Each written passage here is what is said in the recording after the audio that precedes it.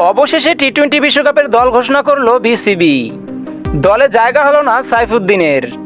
দীর্ঘদিন চোটের কারণে খেলা থেকে দূরে সরে থাকতে হয়েছে সাইফুদ্দিনকে। তবে যখন ফিরেছেন দেখিয়েছেন তার দুর্দান্ত বোলিং। তার দুর্দান্ত বোলিং নিয়ে উপস্থাপিকার প্রশ্নে বলেছেন, আমি বিশ্বকাপে জায়গা পেতে এমনই পারফর্ম করে যেতে চাই। এবং সাইফুদ্দিন তা দেখিয়েছেন জিম্বাবুয়ে সিরিজেও।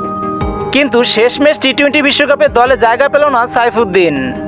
নিজেকে প্রমাণ করার পরও দলে না থাকায় এবার লাইভে এসে হু হু করে কেঁদেই ফেললেন সাইফুদ্দিন। দর্শক, টি-20 বিশ্বকাপে দলে রাখা হয়েছে অফ ফর্মে থাকা লিটন ও নাজমুল হাসান শান্তকে।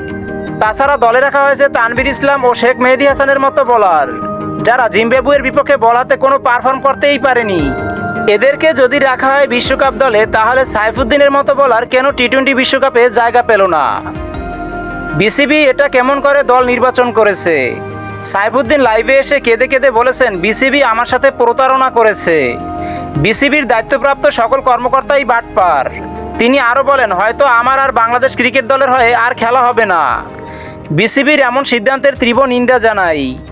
দর্শক, আপনারাও কি সাইফুদ্দিনের মতো বিসিবির সিদ্ধান্তকে বয়কট করতে চান? তাহলে কমেন্ট করে জানিয়ে দিন।